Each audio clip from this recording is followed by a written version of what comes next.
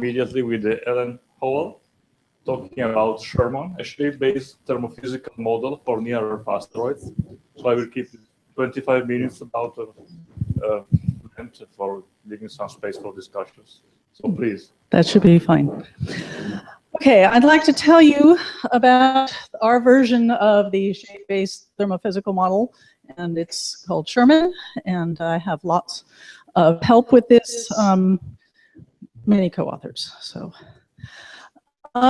mainly we're looking at radar-based shape models, and so just to go very quickly at how these are different from light curve-based shape models.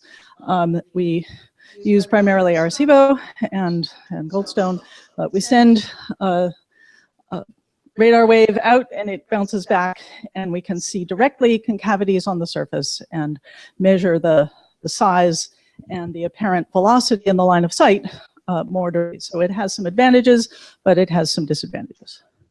Okay, so you are probably vaguely familiar with radar imaging, but just to go very quickly, the radar comes in to the screen and the image is projected in a way that it looks like it's illuminated from 90 degrees away. So the radar is coming down from the top in the image, and we see directly the size, the extent of the object in the line of sight, and the rotation of the asteroid is what gives it the spread on the x-axis over there. And that's projected into the line of sight as well. So this is a little movie just to give you a sense for how this works. This is a shape model of a binary system in this case, and the equivalent radar image at that orientation.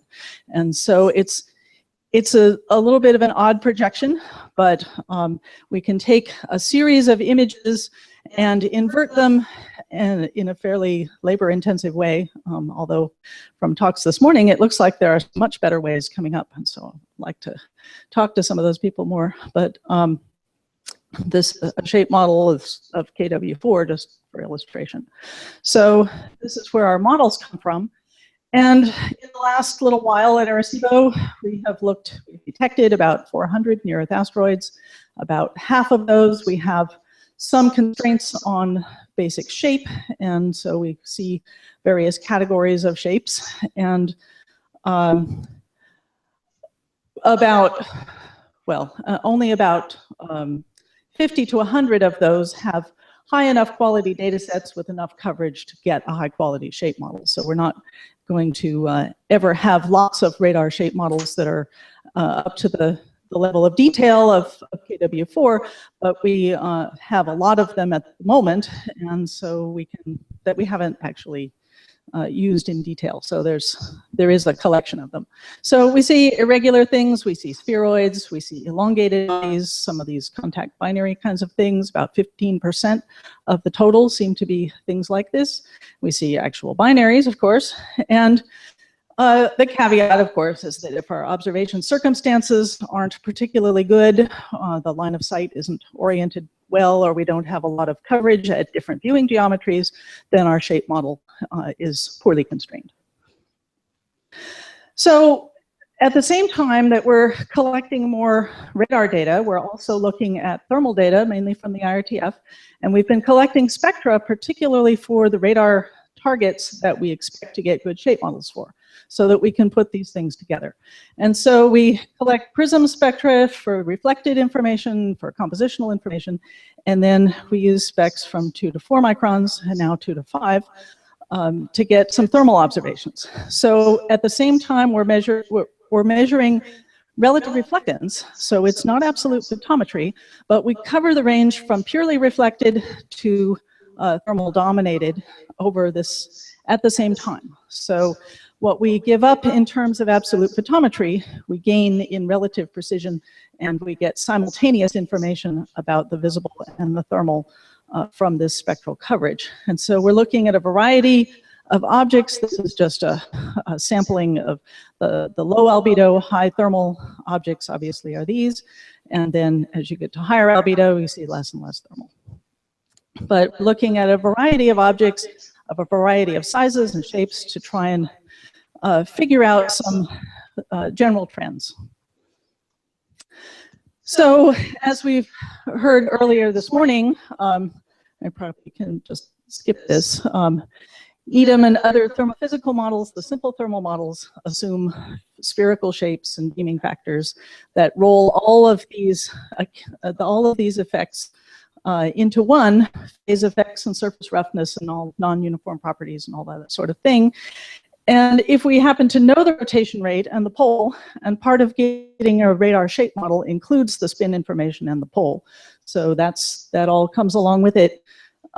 When these are known, you can put in to a thermophysical model some of those effects. But often you can't separate effects of thermal inertia and albedo very well, certainly not for the majority of objects. And so when we're dealing with relative reflectance particularly.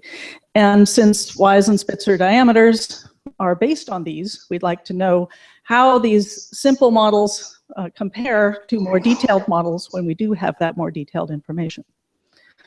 So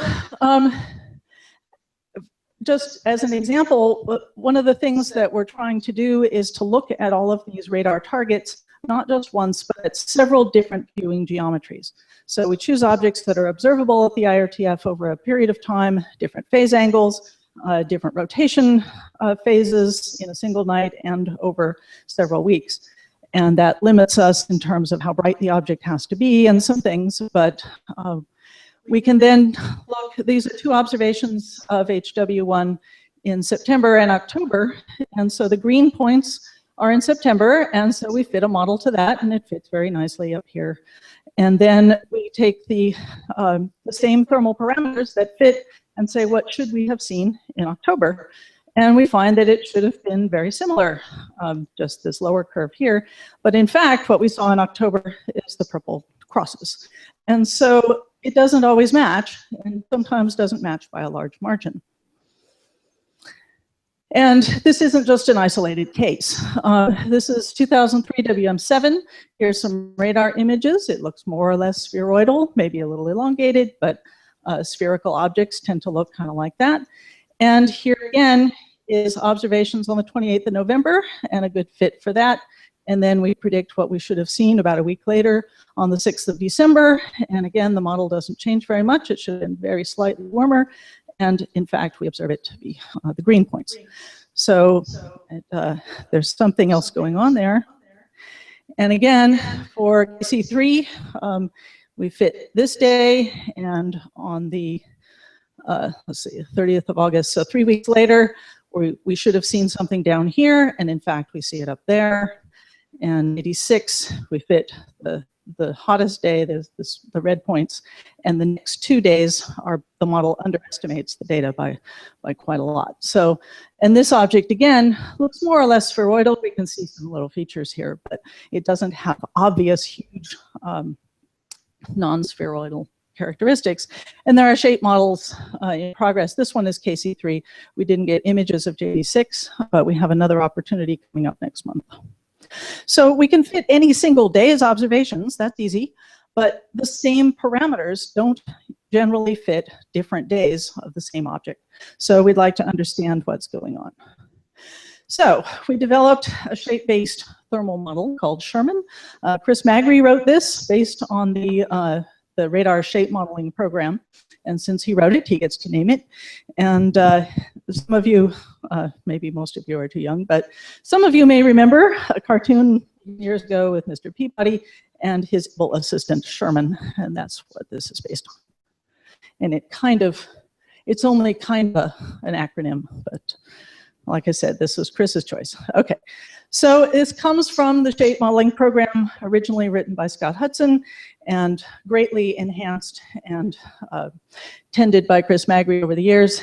And so SHERMAN then takes the thermal methodology from the Lagaro series of papers and Migo's thesis and also some things from Leslie Young more recently. And so we started creating this in 2010. It's still being created, and it really will be published very soon, I promise. So what do? We put the shape in, and this has the usual kinds of triangular facets on it, and there are no limitations on the shape. It can't yet do actual binaries, although that's in progress, but it can do any kind of concavities and can have multiple intersecting components. So the angular orientation and spin vector are put in. It can be a non-principal axis rotator. You can specify YORP acceleration if you want to. Michael Bush is working on Tutatis with that. And the program evolves the spin state forward in time. And we include the ephemeris for the asteroid and for the sun, so we know where the Earth is, we know where we're looking, we know where the asteroid is. We follow its orbit along and get the actual illumination and viewing geometries. So then we put in the optical photometric properties, and you have lots of choices of scattering laws. Mostly we use HAPKey, but other combinations are possible.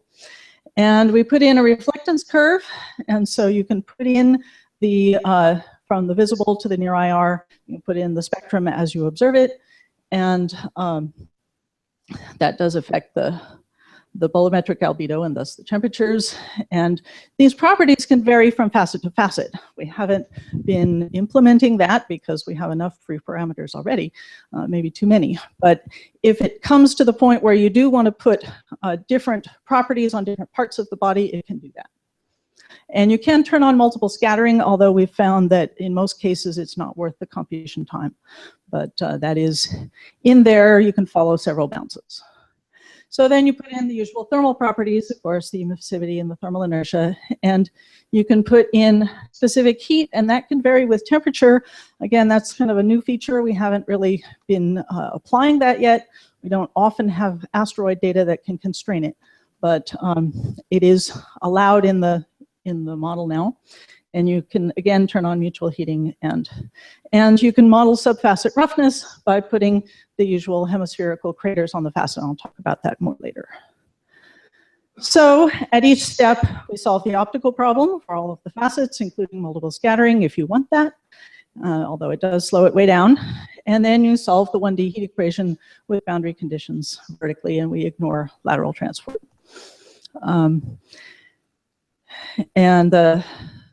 Yeah, I don't need to mention that. Okay, so we iterate on that temperature solution if it's needed to make sure that heat's not building up or being sucked out at the bottom. And we make sure that it has some plausible initial state, and then we iterate over 10 iterations. I think I have, oh, no, whoops.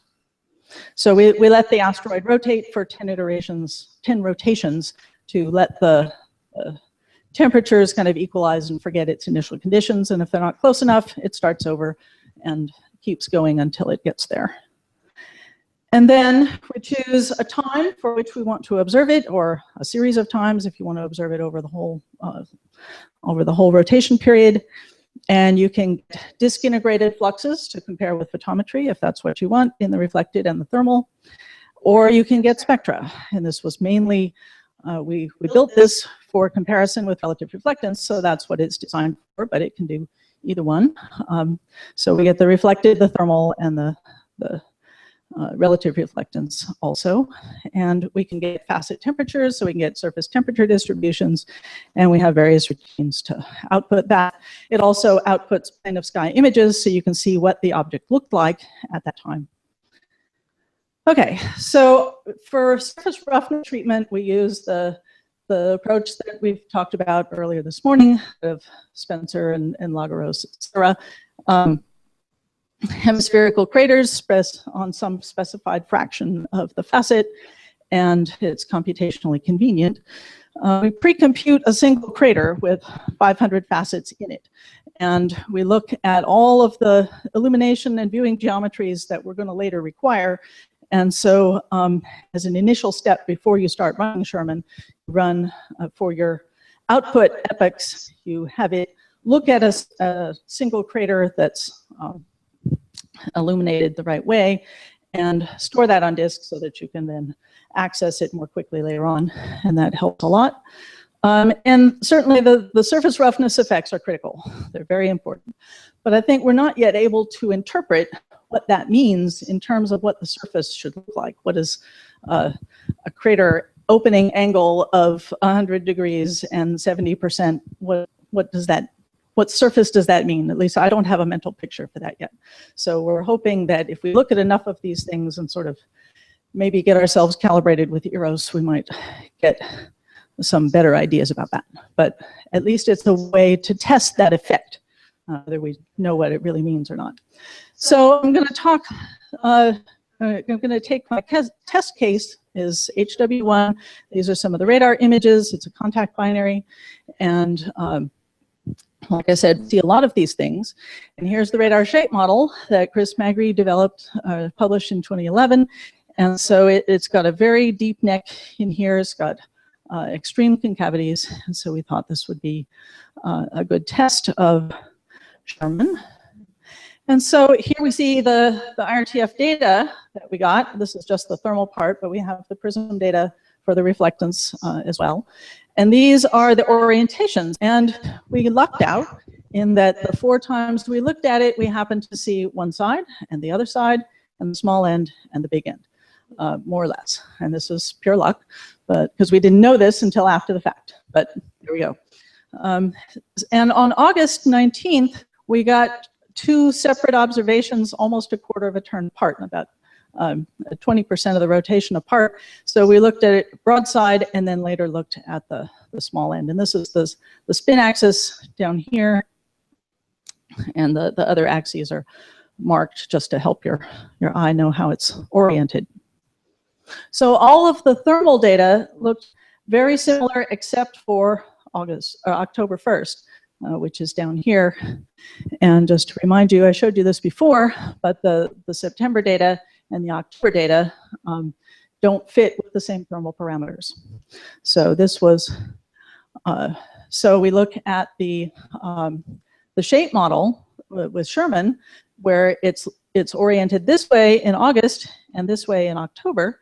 And so the red points are August. The shape model is this dark blue curve on here. If you use the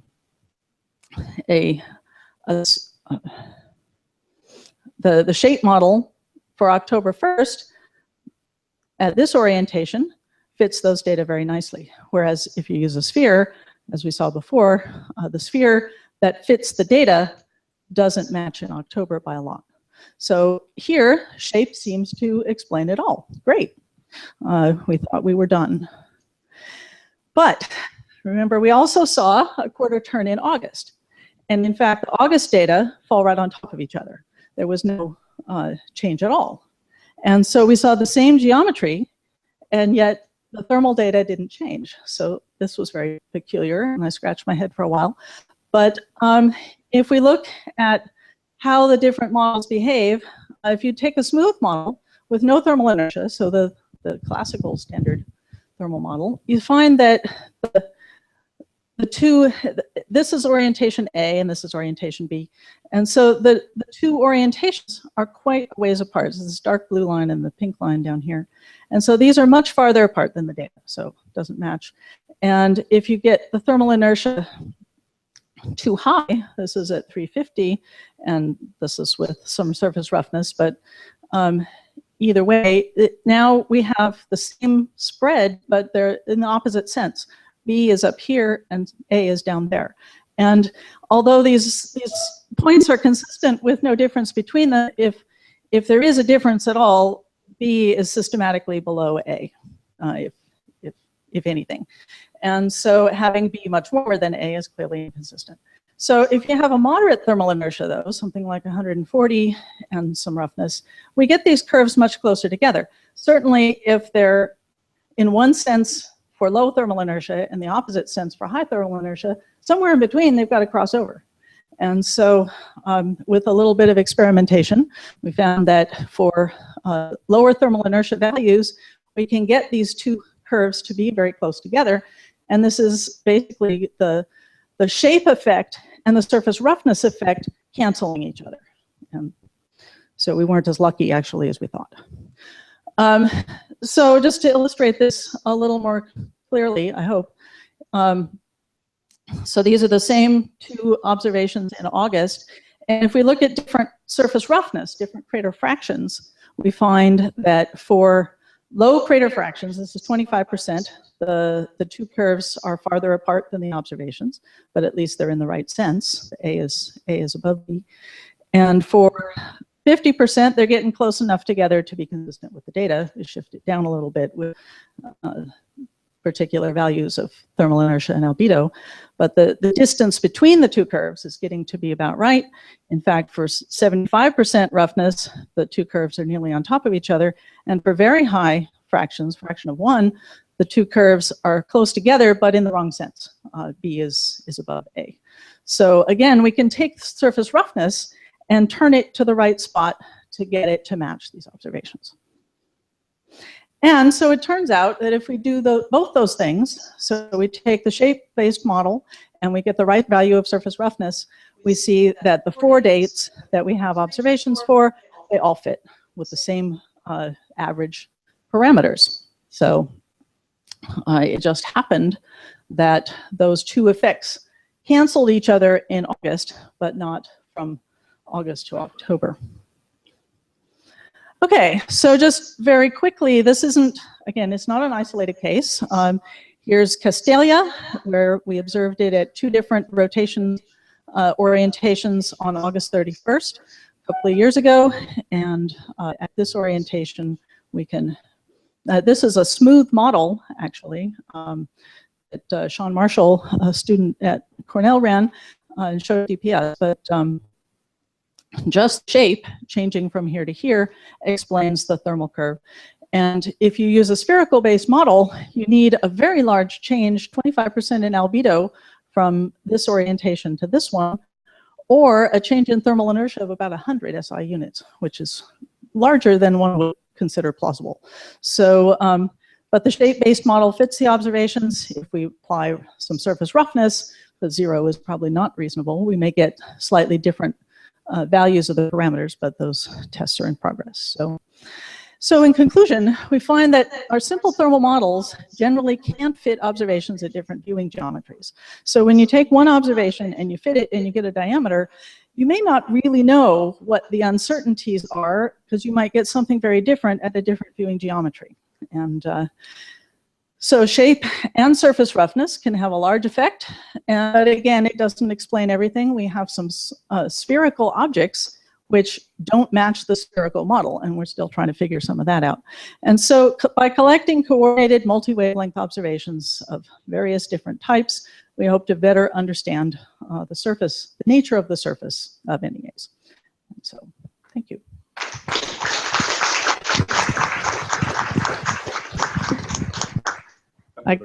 I guess I should quickly mention that later today we'll be hearing from Jenna Crowell about applying this model to IVAR. So more on this coming in. Okay, thank you. Very interesting and detailed analysis. So we have a few minutes for questions. So if there are comments, okay.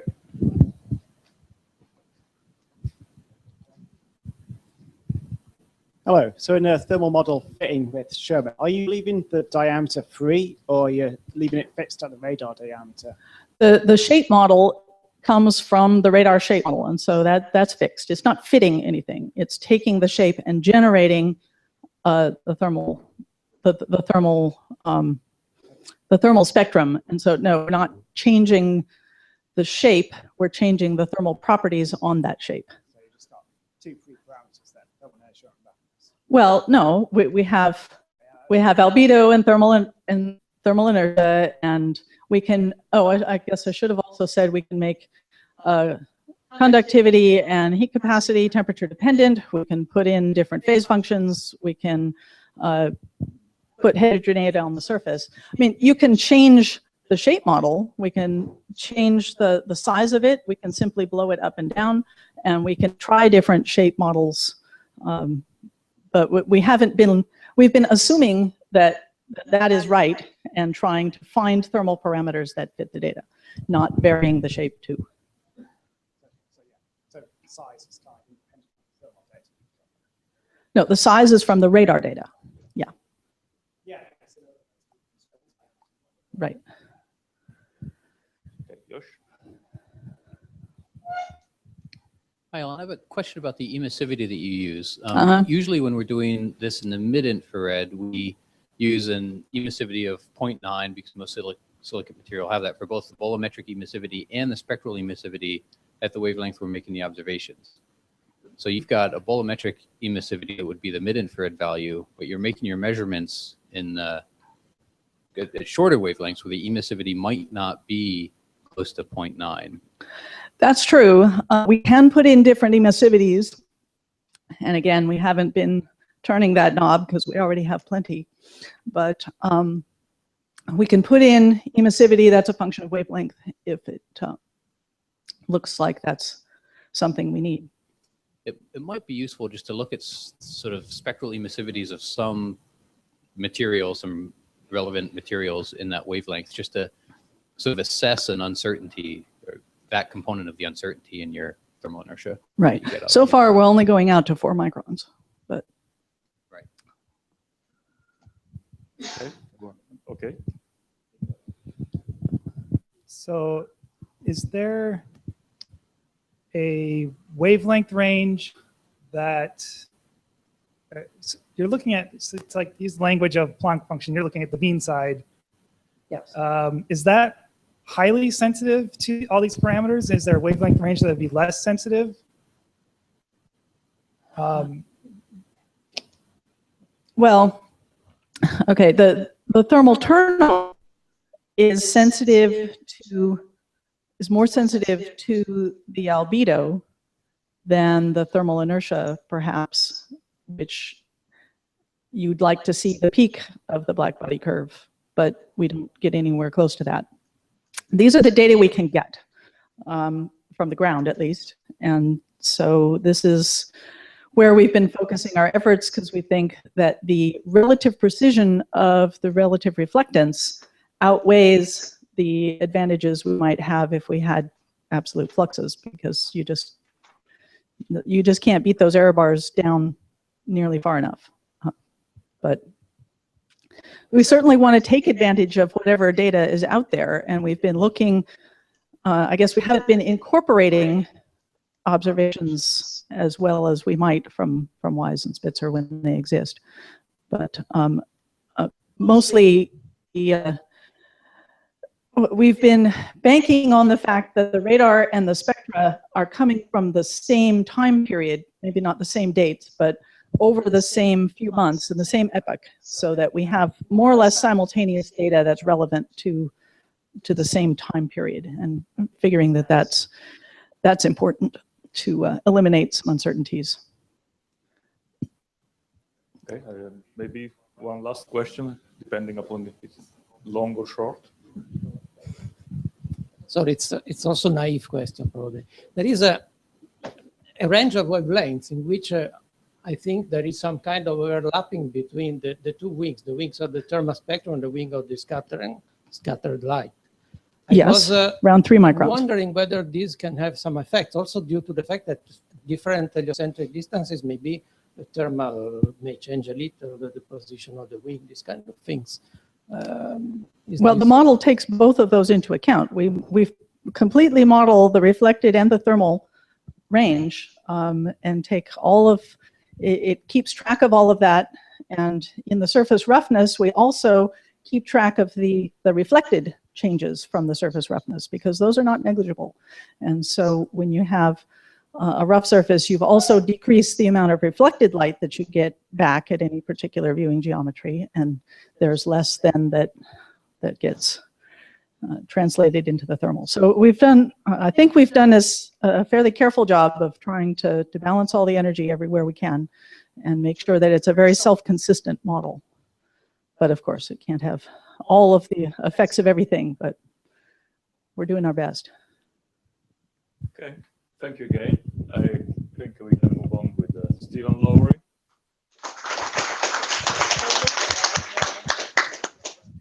So we can move on with Stephen Lowry, talking to us about the search of observational detections of the YORP effect.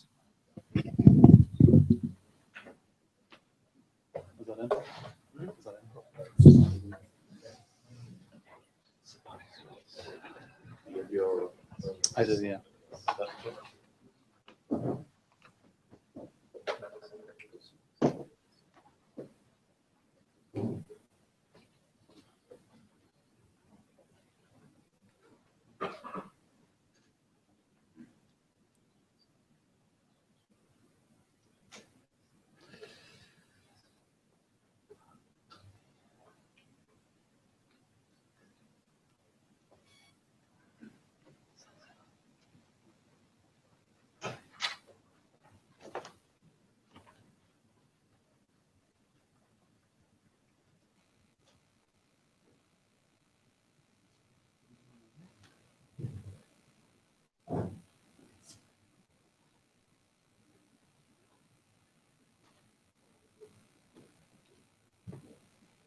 Yeah, just waiting for the. Yeah, it's thinking. Yeah. Okay. Okay, I think we're there. Hi, everyone. It's a pleasure to be here. It's a great idea to run a meeting like this, and I'm looking forward to hearing the rest of the talks for the rest of the week. I hope we do this kind of meeting more often. It is very useful to have everyone in a smaller group like this talking about this kind of stuff. Anyway, the talk that I would like to give, I've modified the title a bit. It's measuring and modeling the thermal response of asteroids, and then the subtitle is a search for new YORP predictions. Of course, there are several kinds of thermal response. You've got YORP, of course, binary YORP, Yarkovsky. But I guess this afternoon's session we'll be talking about YORP a lot more, particularly the next two talks following mine. You'll find that this talk leads on nicely to what follows. This work involves a wide range of people. These are the people involved in no particular order. I would like to draw particular attention to Ben Rositas. He's already been mentioned a few times today, and he's the person that does all of the detailed thermophysical modeling for us. There's various other people that do other kinds of analysis that we'll get to in just a minute. Okay, just to remind those that may not be familiar, maybe not everyone is, but there are many manifestations of YORP, okay, that are observable within the population today. One of the first indications that something very interesting was happening, that was observable at least, was from the study of the Coronis family, paper by Slivin et al., that reported a spin alignment, well, two distinct groups of spin alignment for that family of asteroids, or of course the product of a collisional event 2 billion years ago or something. And so there was two distinct bands of rotation axis distributions and various other properties that I'll refer to as Slivin states. I'll not go into too much detail about what that is, but if people are interested, we can talk about it. It was quickly followed up by a paper by David Vogrelitsky et al. That put that down to YORP. So YORP is driving the spin axis orientations as well as the rotation periods into these Slivin states that were observed. So clearly there was something very, very interesting happening. Then, of course, quickly became clear or just how important YORP could be in the formation of binary asteroid systems, as well as strongly influencing the shape of these bodies. 1999 KW4, apologize for the typo there, is the first main example of that, where the primary of the binary system has this very distinctive top hat shape. Again, we think YORP is a primary driver in producing that. I refer to these top hat YORP evolved bodies as YORPoids, so that's a YouTube exclusive, I guess. You heard that here. Yeah. And then, of course, you've got its coupling to binary YORP as well. Okay, so really binary YORP is a manifestation of the YORP effect in modifying the orbital period of the secondaries. You also have a very interesting thing. Now, I don't think this has been published. It was published or was presented at a conference a few years back. I don't think Peter Pravich ever got around to publishing it, talking about the orbital plane distributions of binary systems. Okay, so there is a non-random distribution, and again, YORP is most likely the primary culprit there. Formation of asteroid pairs. Again, there was a seminal paper by Peter again that again compared the properties of asteroid pairs with what you would expect from theory, and it was quite a good matchup. And then, of course, a more common one is the spin period distribution of asteroids, where you have this excess amount of asteroids that are spinning very fast versus those that are spinning very slow. In other words, you don't have a random Maxwellian distribution in the spin rates. YORP, again, could do that. That's assuming that YORP works in both a positive and negative way, which is not necessarily, may not be the case, as we'll go on to show. And then, of course, YORP has a very, very strong bearing on Yarkovsky drift.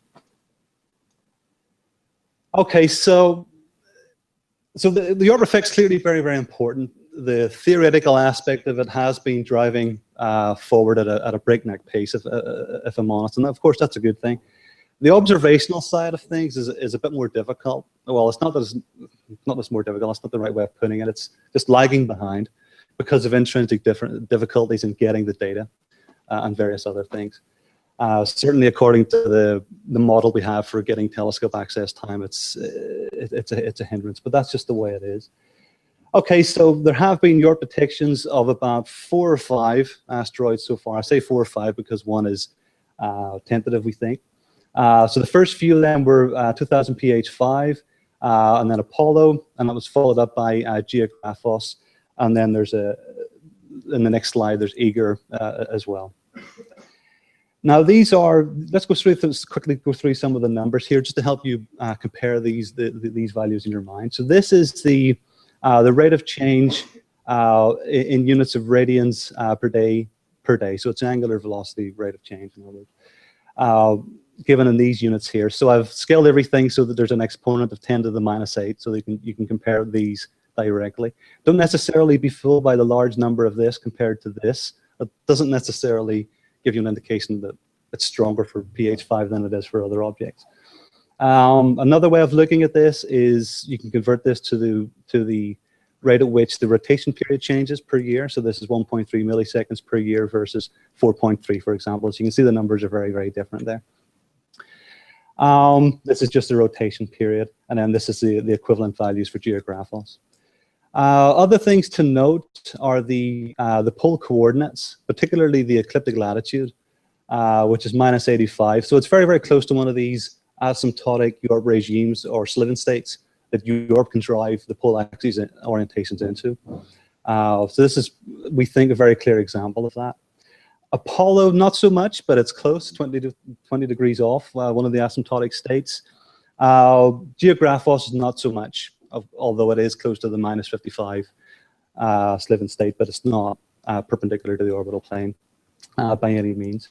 And then you've got some indication of the relative sizes as well. So we've got quite a wide range of sizes over which we've detected YORP with. And then just quickly, the next one is Eager.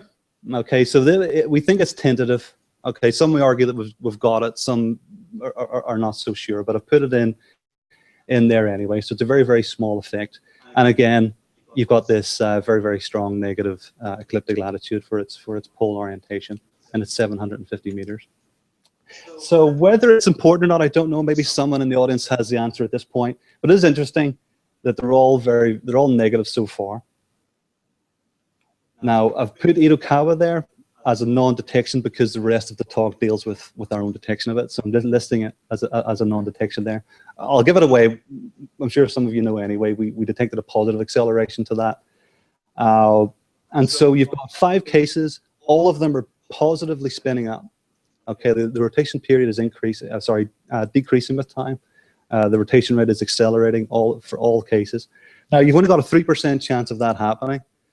Okay, now I think you're getting very, very into serious statistics there. There is something really, really interesting happening with how the physics of the YORP effect actually works. Is this something that's going to be repeated no matter how many times we detect YORP? If it is, again, the physics would have to be able to keep up with that. Okay.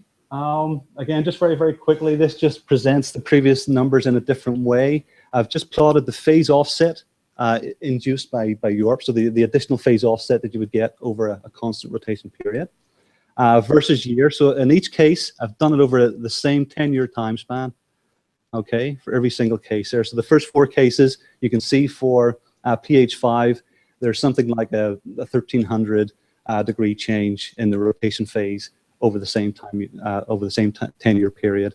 20 for Apollo, about 5 for Geographos. You can see how difficult it is to detect that one. Eager, again, is just down to a few degrees over the 10-year period. This is the prediction that I had previously mentioned, just showing you the opposite. It was predicted to be strongly spinning down at a rate of about 56 degrees or so over 10 years, which we'll go on to show later that turned out to be very different. Okay, so some other questions that come to mind. I put these together last night.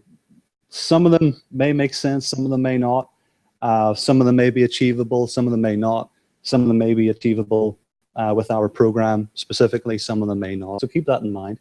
But here are some questions that come to mind with in the area of the importance of detecting YORP or getting new YORP detections.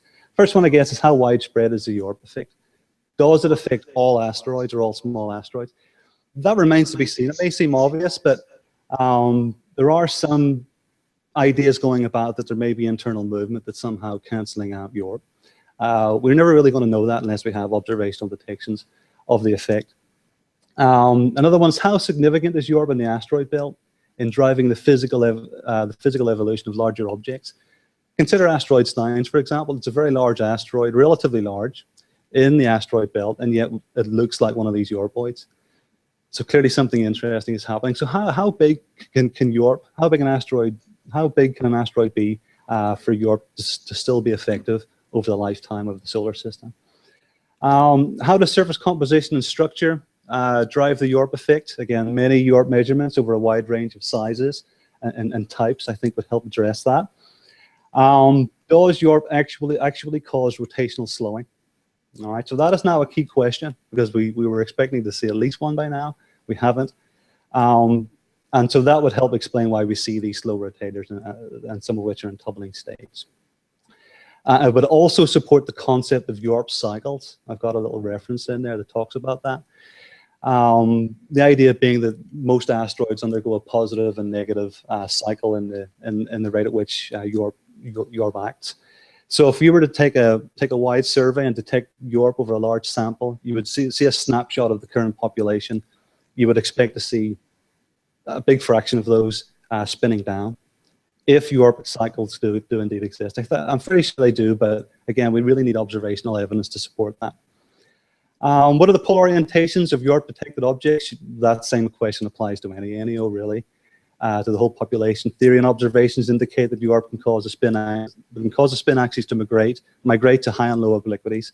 Again, this is the Sliven states I mentioned earlier. But observational data on this is limited. Okay. This is another one. Again, I'm not so sure about this one, but I'll put it out there anyway. What are the YORP strength of the Coronis family asteroids that are known to be in Sliven states? And is there a connection, at least, between the sign of YORP and what state they happen to be in? All right, so I think that's something worth looking at. Our program won't deal with it. We've got basically enough to be doing, but that's something for the future. And I guess a topic for discussion later on. This is an important one here, is to establish a database of radiative torque detections. That can support selections of future missions, which would enhance the science return, or at least help you choose particular targets, and also enhance the science return of previous, current, and future missions, like 1999 JU3, which is a Hayabusa 2 target, Bennu at Osiris-Rex, and other potential targets that are currently being considered.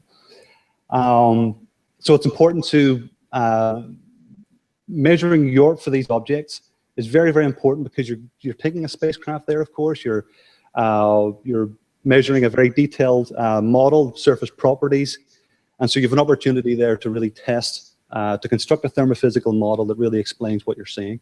In other words, it's important for perfecting thermophysical models. If you can have YORP detections on spacecraft visited targets, and to a certain extent radar as well, of course. We all know how good that can be for getting shape models that can be really good for thermophysical modeling.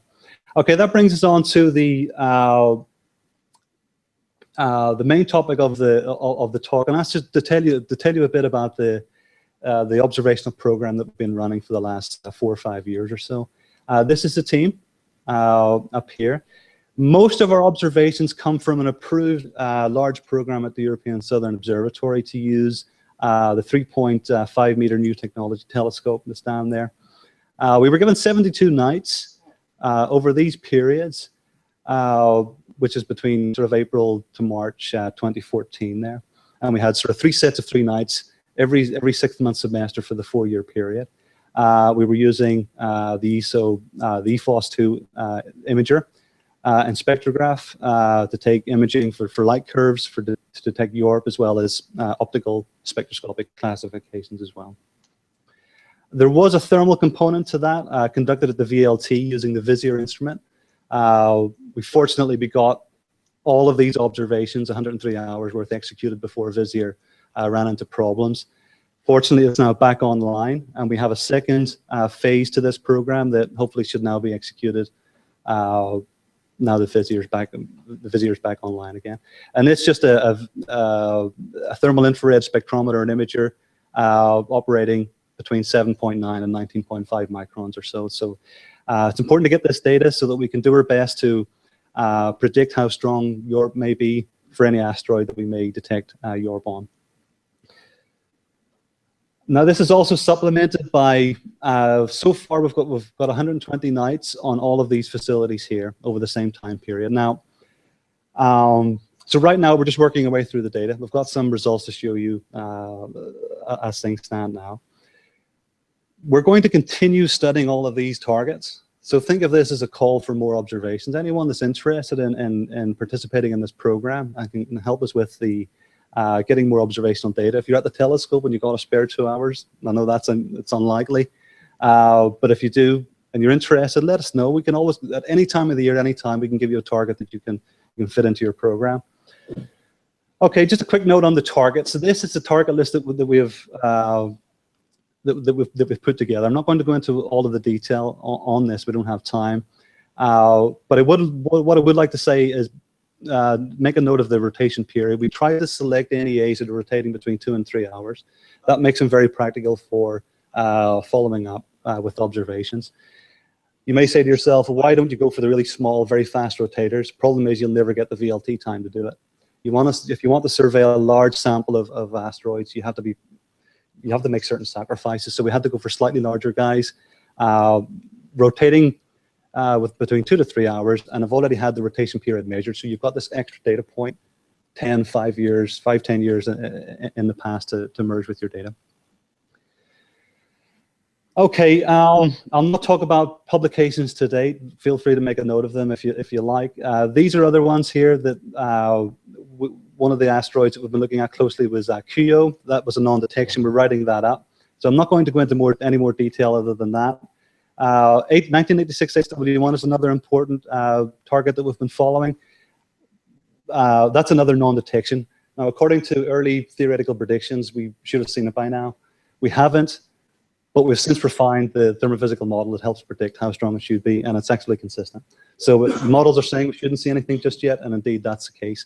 And we've got a very wide time base of observations for that. Itokawa, of course, is the main result that I'll try my best to work through, although I'm slightly behind, unfortunately. So Itokawa is very important because a spacecraft-shaped model exists, the very detailed one. If the observed angular acceleration cannot be reconciled with theoretical predictions, then we can begin to explore other causes for the discrepancy. Okay, so if you calculate a value for YORP and it's completely different from what's measured, then there may be other causes for that. One of those may be inhomogeneous mass distributions within the body. And that was predicted by Shears and Gaskell, who actually, even though it's fairly obvious that is a culprit, these authors here actually did the calculations and showed that that it is possible. In other words, they presented a formalism. And this was a prediction for how strong the effect should be, an upper limit. Okay, so this is what we've seen. I'm not going into the details as to how we did it. We just have a series of optical measurements over a 10-year period. In fact, most people had gave up on this asteroid, but 2 members of the team, myself and Paul Wiseman, just decided to stick at it during this observing period and this one. So remember, so this is 13 years long here. I'll not describe how we construct light curves and measure YORP. Suffice to say that, as I say, a lot of people have already discussed that so far, so I'll not go into it. What you expect to see is a quadratic trend in the rotation period phase offset, or the rotation phase offset with time, and that's exactly what we see. So we think we've nailed that detection okay. This is the rate of change of the velocity with time, and that's equivalent to 45 milliseconds per year. Okay. Now, crucially, that was very different, of course, to what was predicted. All of this fits into this little bit up here. Okay, so you see just how different it is. So that's not consistent with previous theoretical YORP studies, which predict a strong deceleration for this asteroid. Okay, in other words, it should be spinning down. And so that's using the Hayabusa-derived shape models to come up with these predictions, and they're completely different. These are the references for that. We also did our own prediction. Again, this is where Ben comes in using his HEPM thermophysical modeling technique, using the 40K 49K fastest version of the shape model. So again, it was also was consistent with these and that a particular strong negative acceleration. I'll not go into too much detail because again, I don't have time on what the advanced thermophysical model actually is. It's discussed in detail in these papers here. But it does include scattering, partial shadowing, self-heating, thermal infrared beaming, and it has the capability to predict YORP and Yarkovsky simultaneously as well. Again, detailed questions on ATPM, please direct to Ben. He's the best person to answer those, of course. Okay, so we've got this massive discrepancy between the theoretical predictions and what was actually measured. Even the sign was different. So we found that a center of mass shift can actually explain that. And so that can be, so if you shift the center of mass, and that can be explained if the head and the body of Itokawa, remember previous authors have indicated that this may be a contact binary, although the evidence is not that as conclusive as other bodies, but it's a good starting point at least. So what we did was we first treated Itokawa as two ellipsoids in this fashion here. So we call this the body and this the head, and these are the rough dimensions. And so we found that in order to reconcile theory with what was actually seen, we needed to shift the center of mass by about 20 meters towards the head. Now that may not seem that much for a body of this length, but that actually leads to a massive divergence in the densities between the head and the body of the asteroid. And these are the values here. The error bars are quite large, but there is a massive divergence. Remember that the density was measured from the spacecraft as 1950 kilograms per meter cubed, so we have to be consistent with that. But if we let the densities of the two ellipsoids diverge, this is the divergence that needs to happen in order to get the center of mass to shift by the 20 meters that we need to reconcile observations with theory. Hopefully that's explained. I'll skip over this one. This just shows you just a small offset that's actually happening here. But if someone asks, we can go back and talk about it. We treated it in a slightly more sophisticated way. Instead of using two ellipsoids, we just dissected the asteroid at the neckline here, and again give the two components different densities, and that seemed to work out as well. The densities changed slightly. In fact, they became more divergent, but the error bars increased a little bit. And interestingly, this is intriguingly similar to the densities that were proposed for the 1999 KW4 system. The densities are given here. So again, is this something interesting with how binary systems are forming? Now we looked at surface roughness variations and to see if they could also produce a positive spin out. So we constructed a set of 1,000 clones, and we let the surface roughness vary across that for each of those clones. And sure enough, 16% of the cases did indeed lead to a positive spin out, but it's just 16%. This is just the frequency of occurrence versus the YORP value there. So all of these clones, 16% of the clones do produce YORP spin out. But we found that the distribution in the surface roughness was completely unrealistic for all of those 16.5% of the cases. And that's an example of one. So that, for us at least, ruled out asymmetric roughness distributions as being responsible. Okay, now this just summarizes all of what I've already talked about, so I'll quickly skip on to the final slide. People are already aware of this, but I want to sort of make it known to the wider audience that there are alternative explanations being put forward to explain why the theory was completely different to what was observed. Basically, we may be missing very, very important thermal physics. That's the bottom line of it. And so the existence of a tangential component to YORP may very well be the culprit to that. As well as we also have to consider heat conduction through boulders on the surface, for example, for all this to work. See the upcoming talks. Just one more minute. The next two talks really deal with this really well, so I'll leave that for them to talk about. And another aspect of this is that all asteroids are in the spin-up sense. That may be connected to this extra physics that we're missing.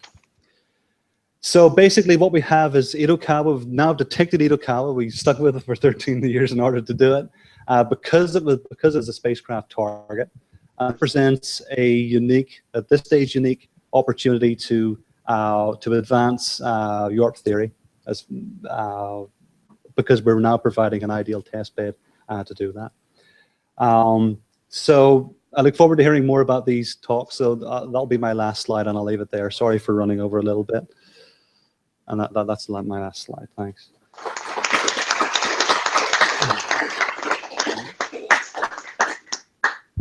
Okay, thanks. We are in time, and we have time for a few more. All right. questions. Okay. Yeah. Sorry. I thought it was behind. We But can okay. add some questions to your questions. Yeah. Okay.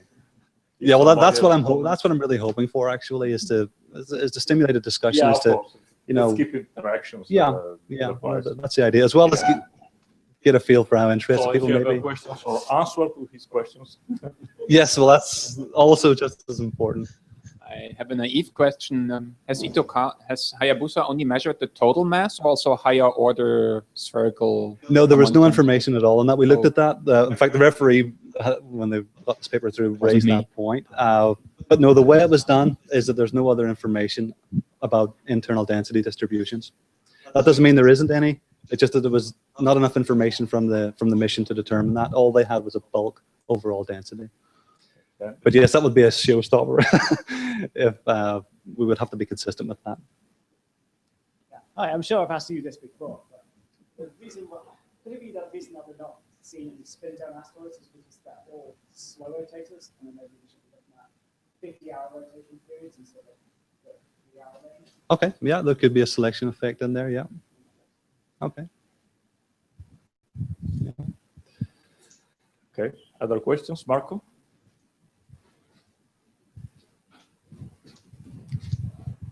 Yeah, thank you, Stephen, for it's a very interesting talk.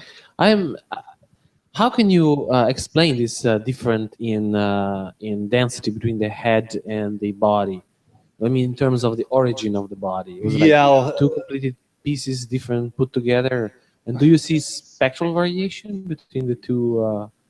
Those are two very good questions. The first one I can't actually answer. No one really knows, but there were some ideas presented in the Shears paper, the Shears et al. Science 2007, and they tried to put forward an explanation as to what may be leading to the massive difference in the densities between a primary and a secondary. The idea is that, whether it works or not, I don't know, YORP spins up a single consolidated body. You get the regolith migration, get the particles coming off. So you get the finer dust particles coming off and coalescing into the satellite, and somehow the packing efficiency is different, and you end up with a more dense body. So really you're talking with a more coarse rubble pile for the primary versus a very fine-grained secondary, and that could be a cause. Whether that happens or not, we don't know. But yeah, the second question, remind me again. I believe there's been any measurements like that, but it's highly changed. There's big things that we would like to do with many targets, and that's one of them, is to look for changes like that. People are starting to see spectral variations on primaries, which is consistent with what people have predicted for how these form due to the regolith migration towards the equator.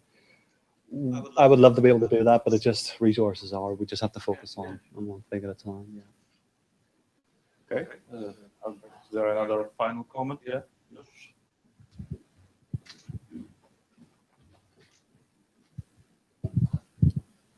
Are there certain parameters that would optimize the YORP effect? I mean, you just sort of picked all your 2 to 3 hour rotators. Are there certain shapes that are more susceptible to YORP, or distances from the sun, or anything? Yeah, anything well, like that? yeah, well, it's one of the reasons why we selected near-Earth asteroids, because they're closer. In terms of shape, what I can say is that the more symmetric you get, then of course the less strong YORP, whatever YORP strength actually means. There are parameters that have been put forward to coefficients, YORP coefficients, and what have you, but we weren't able to refine our target list on those grounds. We just had to say these are the rotation period range that we want, and just try our best with it as a starting point for us, at least. I know there are other groups trying to do the same thing with other bodies. So no, not really is the answer. I think. Okay. Thank you again, Steve. So we welcome now Pavel Sevecek. putting in some more complex details in the YORP modeling. So title of the talk is Three-dimensional heat diffusion in boulders and the influence on the YORP effect.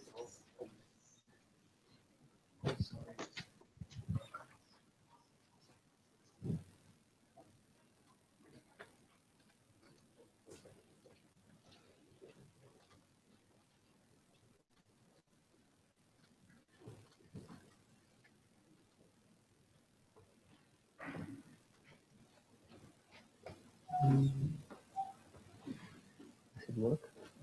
Hope so. Okay.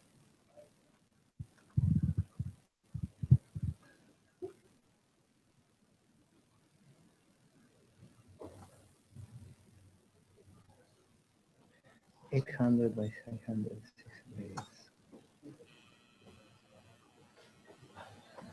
There it is. Okay, great. It's doing by a command line. Wow.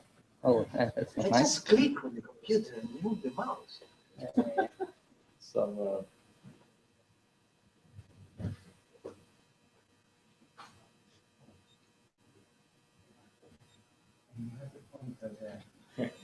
we can see the command. Oh, nice. Maybe maybe to adjust the resolution there. Go. But no.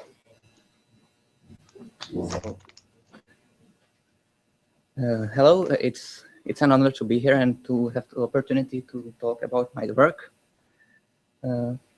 I will talk about how the thermal emission from boulders can affect YORP effect, YORP torque, and we applied this result to the asteroid Itokawa, which Mr. Lowry talked about. Okay. So just briefly about YORP effect and how does it depend on small-scale topography. Here you see the formula which computes the total torque due to emission from the surface. We use U for temperature, which is a little bit non-standard, but it is a standard notation for a solution of partial differential equations, which we are going to solve. So we'll use this throughout our work. The existing models of YORP effect compute with the whole asteroid at once. They approximate this shape by polyhedron and compute temperature on each facet and then sum up the individual contribution to get the overall effect. But as, for example, Statler pointed out, the small-scale topography that is not included in these models can have a significant influence on the YORP effect. And my work is trying to figure out how does the transversal heat conduction in boulders affect the YORP effect. The basic idea of this comes from Golubov and Cruz, who used idealized boulders and solve one-dimensional heat equation. So we are somewhat generalizing this method by using a 3D model. So the goals of our work were first to solve the three-dimensional heat diffusion equation in the boulder and near surroundings with the standard boundary condition on the surface. Here the first term is the heat conduction. The second term corresponds to the thermal emission from the surface, and the right-hand side of the boundary condition is the total incoming flux. So the first term on the right-hand side is the sun insolation, and the second and third are thermal emission and scattered radiation from other visible parts of the surface. So once we have solved the heat diffusion equation and we know the temperature distribution in the boulder, we can derive the total torque that the boulder exerts on the asteroid, and we use the dimensionless pressure to describe this torque, to quantize this torque. Then we try to estimate how does all boulders, how much they affect the YORP torque, and finally we compare this result with the existing models of YORP effect. Here you can see the basic idea of where does this tangential YORP effect comes from. Basically, there is a east-west asymmetry of emission due to thermal conduction through the boulder. In the morning, the boulder is cold, and so the heat conducts through the boulder, and in the afternoon, there is a higher temperature and therefore higher thermal flux and higher recoil force, so that the average force is not zero. Given that the boulder is suitable size, it doesn't work for small boulders because they are basically isothermal, and for large boulders that are much bigger than the thermal skin depth, there is again no effect because there is no effect of heat conduction. But there is another effect that we have to be careful about, and that is that for asymmetric boulders, there is an asymmetry of emission just due to geometry. This is the basic idea of the YORP effect that Rabin-Cam introduced by imagining the spherical asteroid with two wedges on its equator. And exactly the same effect would drive acceleration for asymmetric boulder. And we don't really need this. We don't want this effect because if we computed the force from one boulder and then place a lot of such boulders on the surface, then we would get acceleration or deceleration depending just on the orientation of the boulder. So we need to somehow subtract this effect of geometry, and we do this by averaging the force over different orientation of the boulder. So we choose 4 orientation, and you will see later what effect does it. So we solve the heat diffusion equation inside the boulder and surroundings, and because it is a partial differential equation, we have to supply boundary conditions. The surface boundary condition, I already talked about it, but we also have to put some boundary conditions on bottom and the sides of the domain. And we can choose simply a zero flux boundary condition. That is the zero perpendicular component of the temperature gradient. And the reason why we can do this is because on the bottom of the domain, the temperature is essentially constant, so it doesn't change, and so the temperature gradient is 0. And on the bottom, at the sides of the domain, the temperature changes, but only in a perpendicular direction to the surface, so that the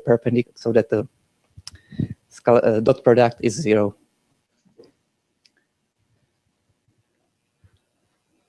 Here a little bit more about the right-hand side of the surface boundary condition. You can see the direct insolation part, and then the formula that compute the thermal emission and the scattered radiation. We use 2 special functions, mu and nu.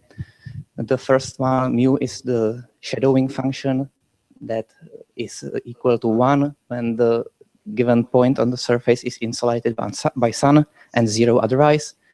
And the nu is a visibility function that is equal to 1 if 4 points R and R prime are connected visually, see to each other, and it is equal to 0 if they don't. We assume Lambert's cosine law for both thermal emission and scattered radiation, hence the cosine alpha in those equations. Because the heat diffusion equation is an evolutionary equation, we have to supply initial conditions. And here we can use an analytical solution for temperature in half-space domain. It is a linearized solution that we separate the different Fourier modes of the insolation function and solve temperature for each of these modes separately. And because it is a linearized solution, we cannot really use that to make some analytical model of this tangential YORP effect, but we can select it as our initial condition because the solution is the solution we are looking for is periodic, and it shouldn't depend on the selected initial condition. We could as well select a constant temperature in the whole domain, but this significantly speeds up the convergence of the method. The convergence you can see here. Here we plotted the dimensionless pressure as a function of time. That is the black line, and we also showed the averages after each period, which are the red crosses. And you can see that the average mean dimensionless pressure quite significantly converge. So after 3-4 periods, there is a constant value, and we can take it as our result. We solve the heat diffusion equation by a finite element discretization in space. The basic idea of this method is to approximate the solution as a linear combination of basis functions, which I denote I. And then we use so-called discrete weak formulation, which is we require the finite number of these integrals to be 0, where in general, we could select any weighting functions, but the special choice of the weighting functions is the basis functions, which we call Galerkin method. We can use the first term in this discrete weak formulation to incorporate our boundary conditions using divergence theorem.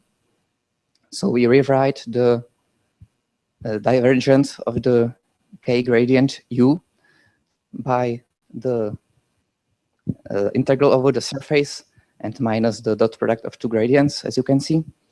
And then for the first term, we can plug our boundary conditions.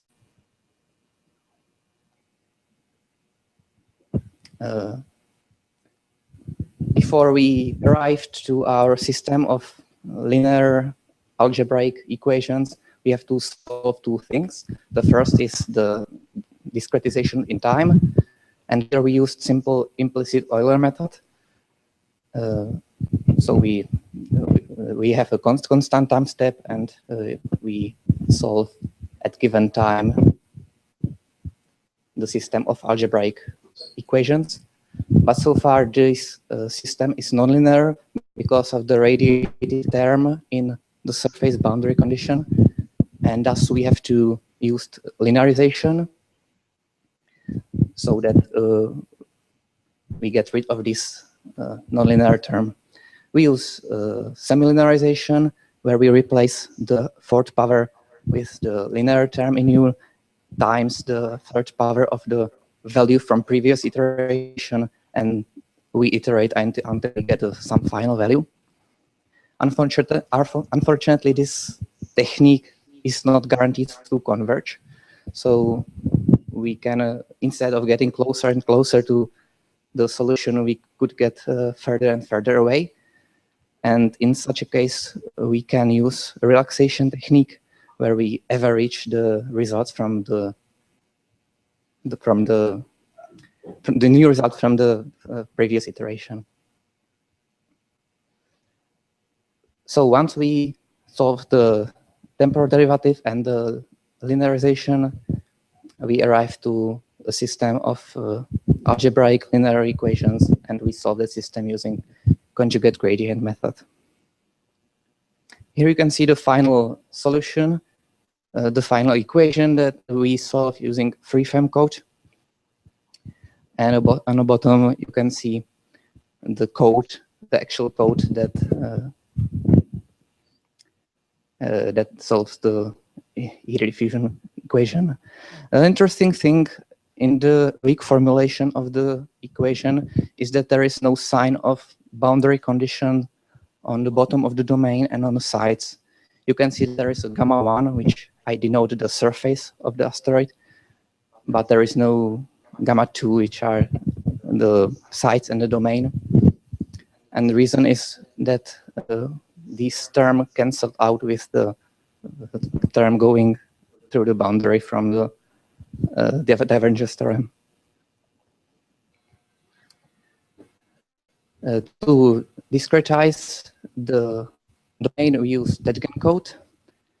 And of course, the method is sensitive to what this element volume, or how much we discretize, how fine mesh we choose.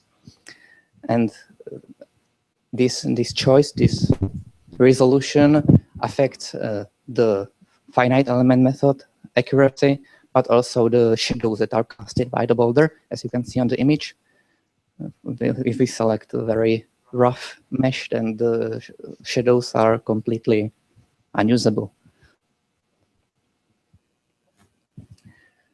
We checked that when we choose finer and finer mesh and also smaller and smaller time step, that our solution converges to an analytical solution, which confirms that our method works.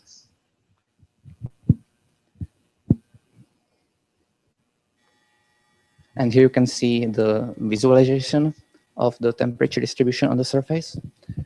The time showed here is in asteroidal hours, so that the 6 hours corresponds to sunrise and 18 hours correspond to sunset. You can see that really, as expected, on the morning, there is a significantly lower temperature than in the afternoon, and this thermal inertia, similar to how it works in Yarkovsky effect, can cause this tangential component of the YORP effect.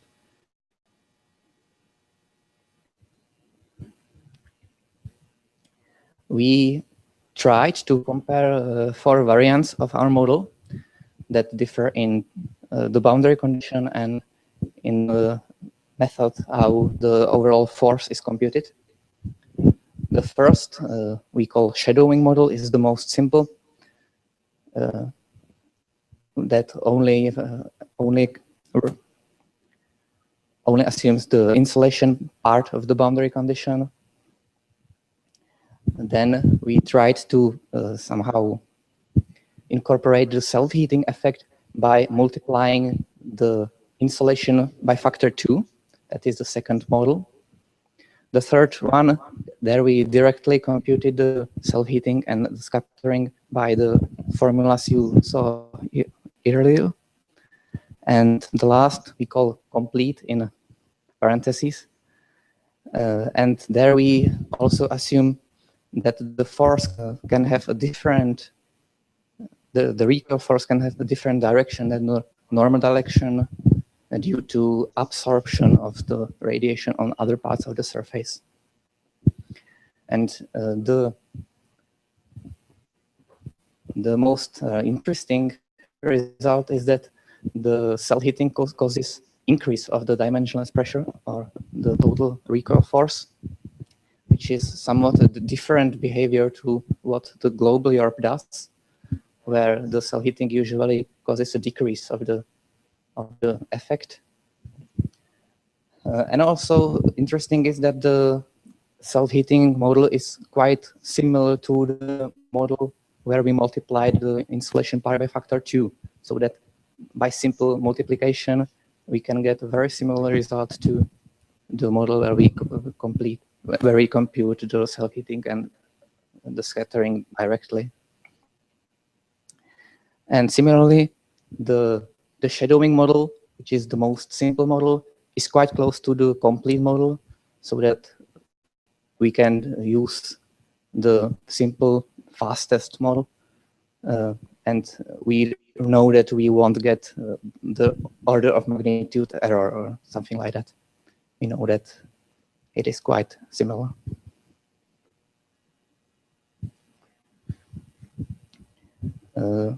Before we can we compute our model, and we already know how it should behave, and that can help us to check our model.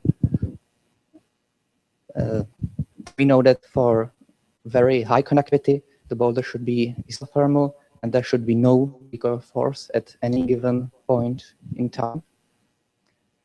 And that works for all boulders, not only the symmetric ones, but for any boulder, this condition should be fulfilled. And in the zero conductivity limit, the average force should also disappear, but only for symmetric boulders. And this is again this wedge effect, where the geometry can cause the torque that we don't really want. You can see that here. We selected a general boulder, which we obtained by a 3D scan of a piece of rock. And you can see that for the high conductivity, which corresponds to the low values of L over L, all these curves approach zero. But in the high values of L over L, each goes to different values. But if we take an average of these four curves, we see that the average approaches zero, so that the behavior of the average curve is similar to behavior of symmetry boulders. And we know that if we take this curve and we place lots of these rocks on the surface, then we don't get any error, that we don't get any systematic error. Otherwise, we took one of the blue curves for specific orientation, then we could get absolutely wrong result.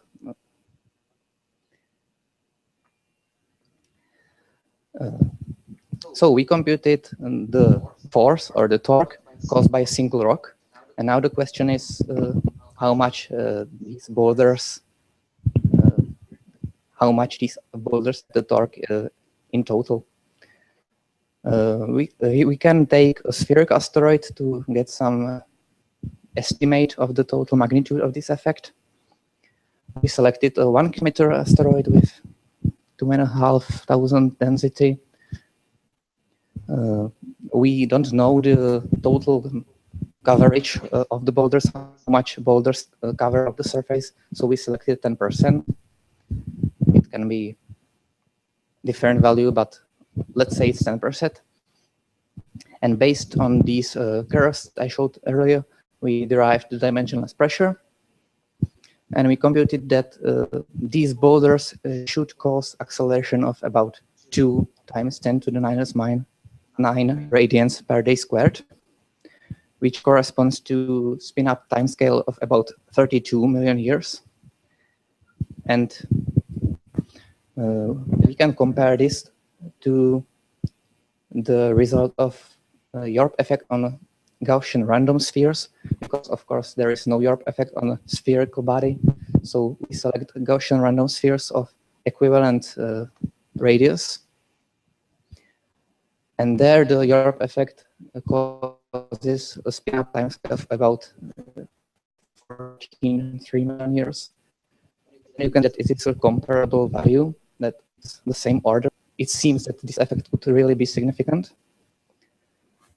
And to get a little bit better the result to asteroid Utakawa, here we derived the size distribution of the boulders from surface images. And when we computed the total torque, we find out that it is about 1.2 times 10 to the -7. And it is interesting that this value is quite close to the predictions of global models, but has a different sign. So that if we add up these two values, we could get the observed value. But then again, the uncertainties in these models are quite high, and we only know that this could be a possible explanation, but it cannot be considered an explanation of the observed value. So to conclude, the boulders could potentially explain observed acceleration of Itokawa, but for any accurate predictions, it is necessary to find out the total number of boulders on the surface and their size distribution, and then also the shapes of the boulders, which we only took one, and we don't know if this represents the boulders on the surface. We also didn't account for any global self-heating from other parts of the surface and global shadowing effects. And also we selected only single boulder, and we didn't take into account mutual shadowing between the different boulders. So this is the possible extensions of our model. Thank you.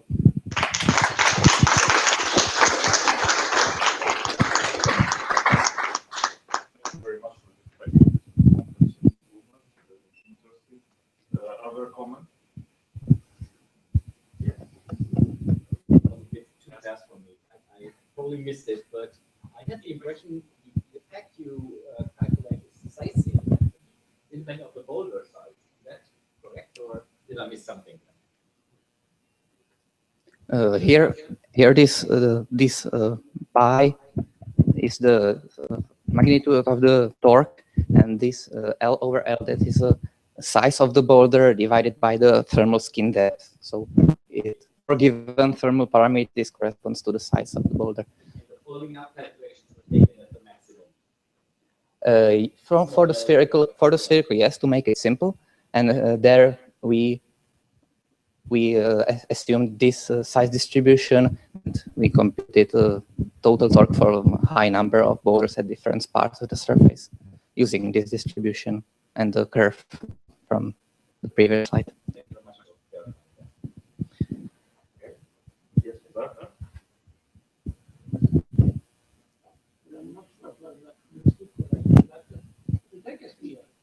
Then you cover homogeneous with boulders, with medic, and the asymmetric path-oriented random response. It is not true that you necessarily get some kind of enough, because what is relevant is only the morning, afternoon. Exactly. Yes, you always get spin up. Yes.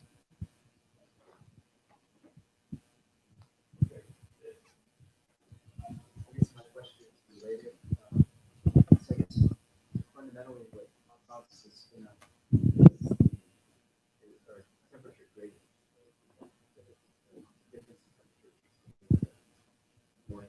Yes. So boulders would have a higher thermal conductivity than the regular. Right. So that would tend to reduce the gradient. So overall, I would think that surface roughness on a highly insulated regular would have a stronger effect on stuff than putting boulders on the surface and higher.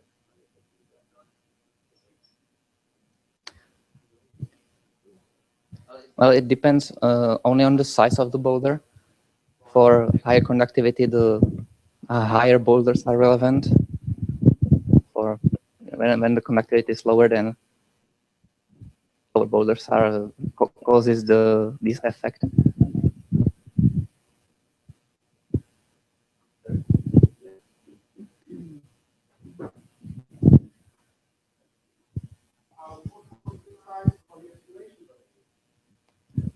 Solution domain. It's I think it was about 4 times the height of the boulder was the depth, and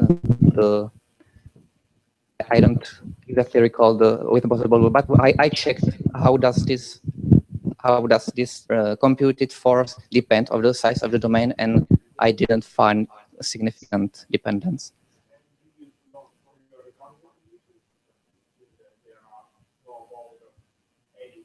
Right.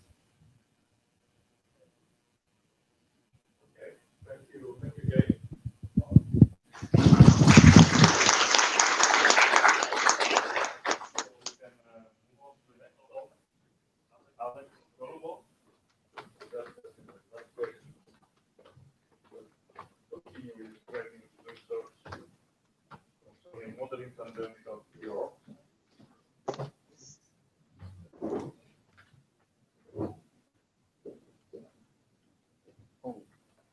Does it work? No, it doesn't. No? But not the. It's not this plug. Okay, so you can use mine.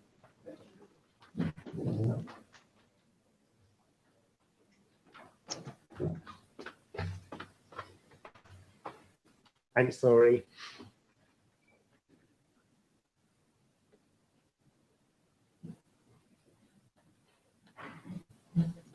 No problem. You are just delaying the coffee break, so everybody is thinking. We think about you during the break. Okay. You don't have it anymore in the drive. You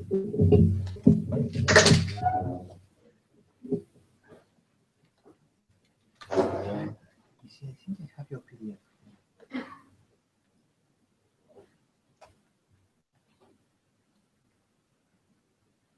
I have this in PDF.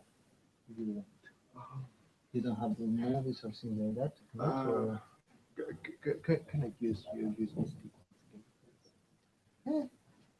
Okay, you can play. No, it's just okay. Let's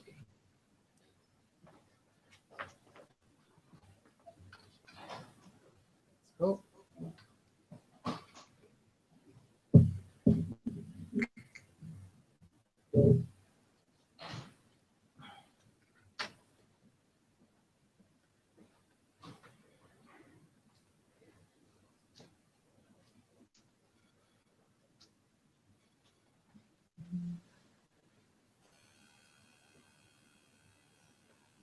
Okay. Perfect. And now let's go to presentation. Yes, this one, isn't it?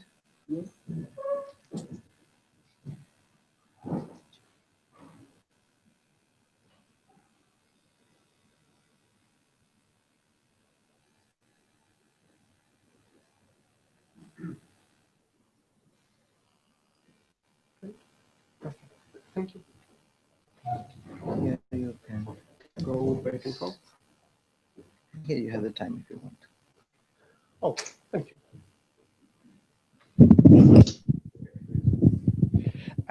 Thank you, and sorry for the delay. It's really hard to give the third talk on a similar subject. So I'll try to cover several pieces which were omitted in the previous two talks. Yuri Cruz and Dan Shears are two my co-authors with whom I work on this theory. And the first piece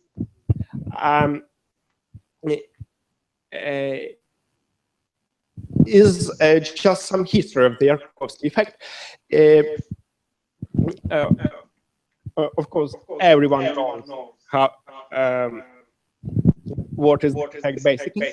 So I'm not going to all the details, but just several weeks ago, I was really excited to discover in Miroslav Bro's thesis an original version of Yarkovsky's pamphlet on this subject. And as luckily I can read Russian, I was very to read it, and now I'm finishing the translation, so hopefully in several months everyone will have the same possibility. But basically what excited me so much is that the understanding of this subject in the original Yarkovsky's writing was very different of what we usually think about this effect. Even though it was after a well-known discovery by Hertz and Popov, who discovered electromagnetic radiation, its pressure, still Yarkovsky seemed to be not acquainted with these results.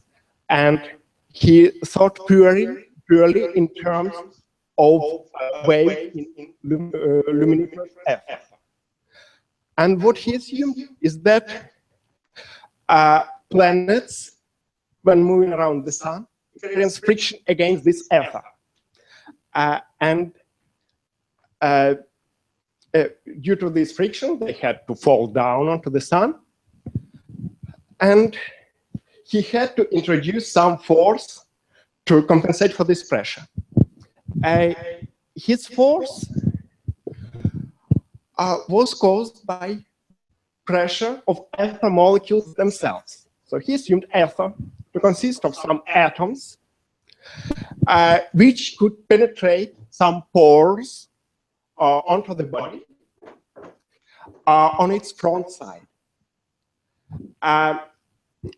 Due to this pressure of this object when moving forward, ether went down inside, and when the planet rotated, ether atoms went out of these pores with high velocities, causing pressure on this body. To find this pressure, Yarkovsky used an assumption that all solar light energy absorbed by a planet is used to propel its motion, to compensate for the friction the body experiences. Thus, knowing the energy absorbed by a planet, knowing the solar constant, which was more or less well established at that time, he found the density of the ether, which had to cause the friction. Then from this density, he went to the speed of light. He assumed that the temperature of ether is the same as the temperature for air. And thus, he computed the speed of sound in ether and assumed it was light and got an almost correct expression, only a factor of 1.5 wrong. And he assumed that the mistake was just because of poorly known solar. So it was in 1902, and this pamphlet was almost forgotten, but in the next decades, it was rediscovered, and now it is this Yarkovsky effect is one of the building blocks of the solar system dynamics. It is responsible for supplying of the near-Earth area with asteroids, because Yarkovsky effect transposes them to resonances with Jupiter, from where they go back to the inner part of the solar system, where they can't reside for long and leave it in several million years. YORP effect is much newer. This is a famous picture from Rubicon, and we'll just skip it. This was wonderfully summarized by Steve. Why is it important? Because it determines rotation states of asteroids. It can alter their rotation periods, rotation axis orientation. It can speed up asteroids that much that they will break apart due to centrifugal forces and form binaries. It can cause landslides and change shapes of asteroids. Also, the YORP effect can cause asteroids to slow down, presumably. We are not sure. And if they slow down, they enter tumbling state, which is also very interesting. Thus, the YORP effect seems to determine the distribution of asteroids over everything, over rotation states, rotation periods, rotation axis orientations, shapes, sizes, and of course it is necessary for precise light curve fitting, and this is how it is detected. Although two of our talks are dedicated to the tangential YORP, officially mine, and the former one by Pavel. But first, I want to mention that the normal YORP, which has been considered for the last 15 years, is also a very interesting object for thermal modeling. These are the same equations you have already encountered today for the whole day in every talk. We are modeling heat diffusion with some boundary conditions, and we compute the forces created by the emitted light and the scattered light.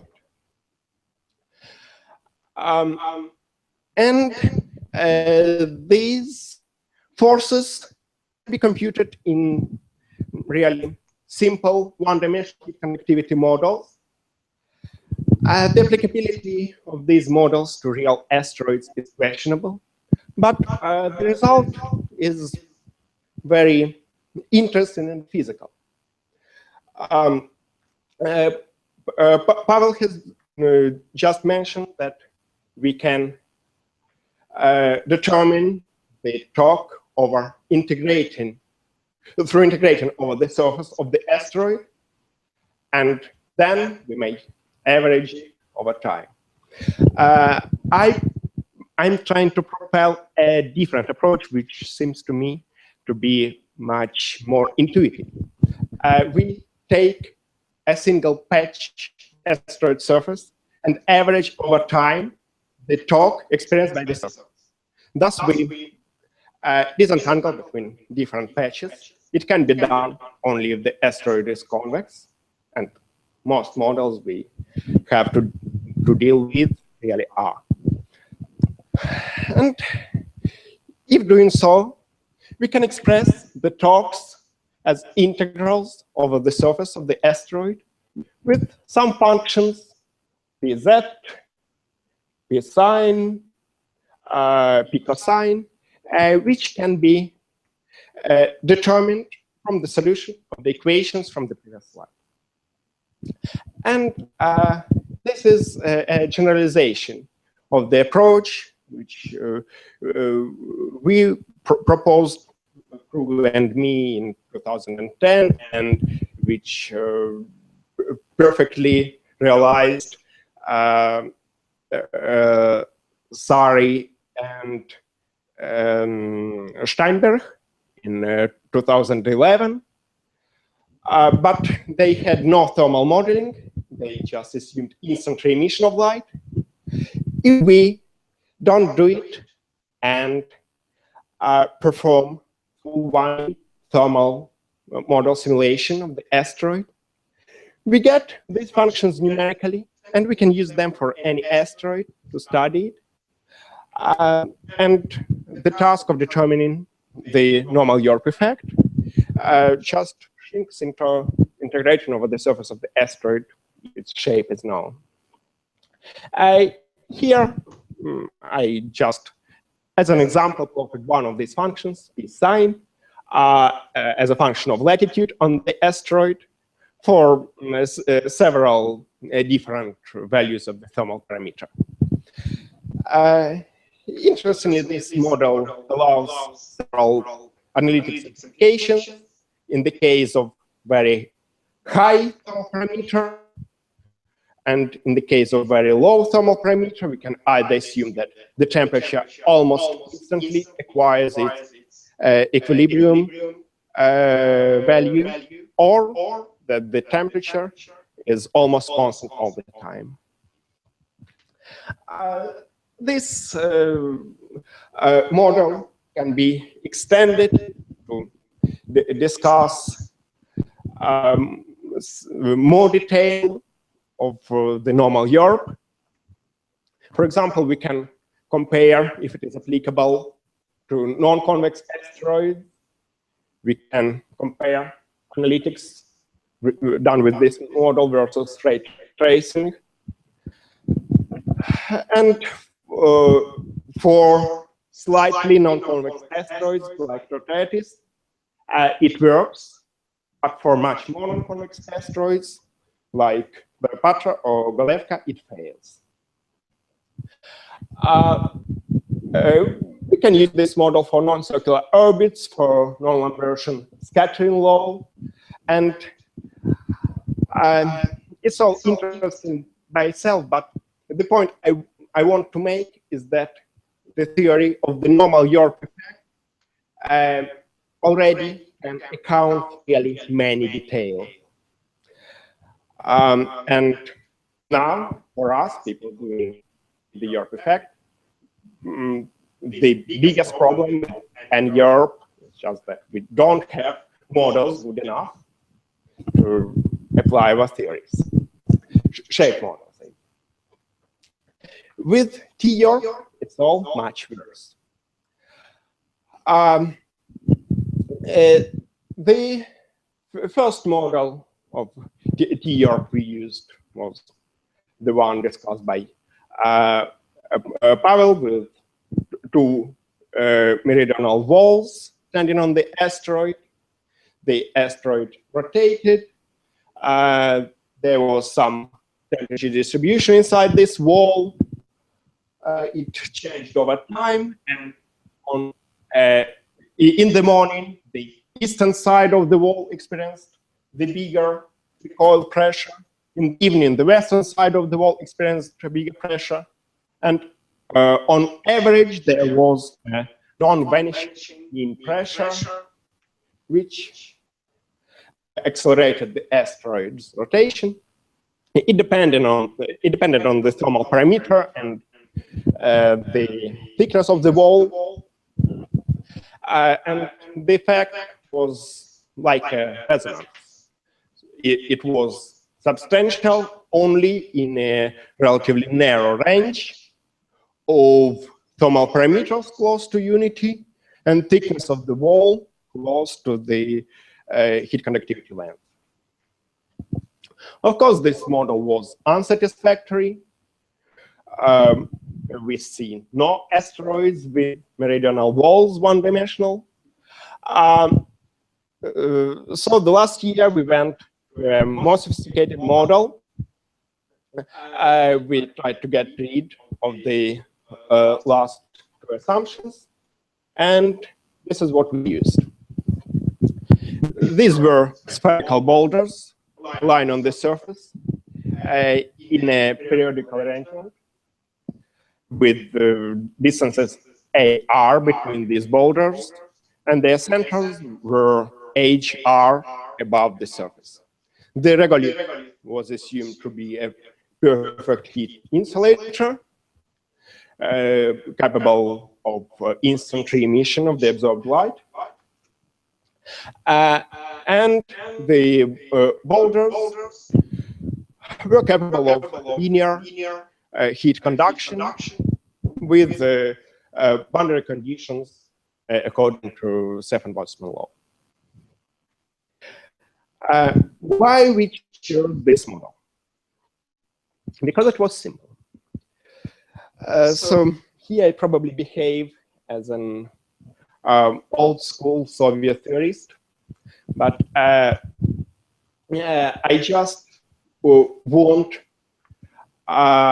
understand things more than simulate them precisely.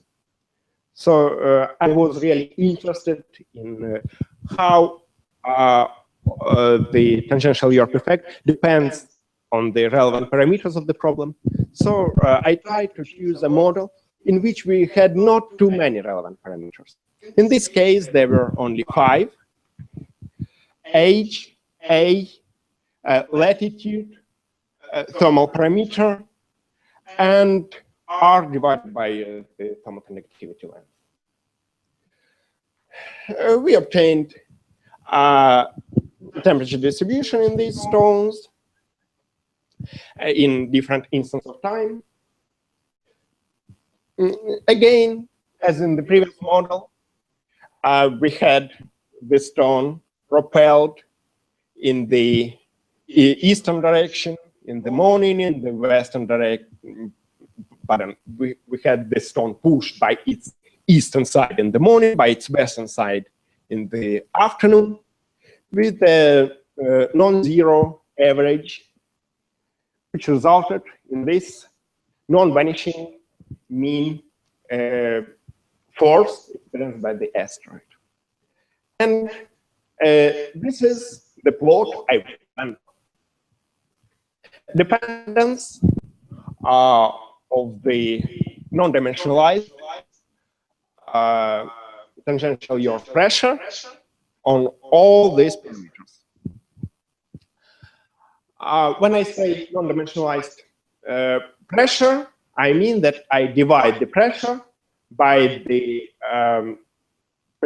momentum flux of solar radiation through our surface perpendicular to the light ray. So it's solar constant divided by and here we have again a similar banana with the maximum in the resonance area. Here we see that as a function of thermal parameter, the effect vanishes if the thermal parameter is too big or too small. And here again as a function of radius. So these two plots are just projections of this one. Then we have 3 different dependencies. The upper one is the dependence on the latitude. Don't mention the dashed curves, they are just unsuccessful fits with sinusoidal functions. Here we have the dependence on the distance between the boulders and the dependence on the height of the boulder above the surface.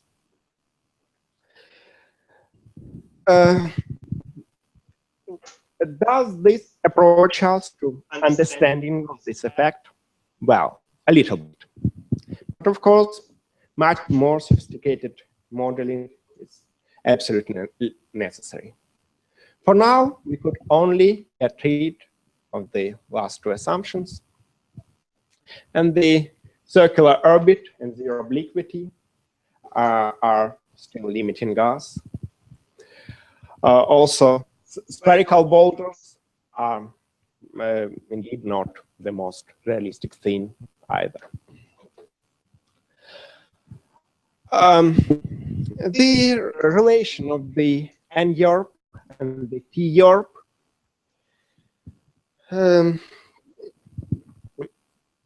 well, they are always present simultaneously. For each patch of the asteroid surface, both forces are present. And the T-YORP force is 1 or 2 orders of magnitude smaller than the normal force, even for the best thermal parameter and size and the densest coverage of the surface with boulders. Still, T-YORP can create a torque comparable to N-YORP because N-YORP torques created by opposite elements in the asteroid tend rather to compensate each other, while T-YORP torques rather adapt, so that even a perfectly spherically symmetric asteroid with boulders can experience this torque. It looks like these two pictures by Antoine de Saint-Exupéry, with very big forces for the normal YORP, mostly canceling each other, and small forces for T-YORP, adding up in one direction.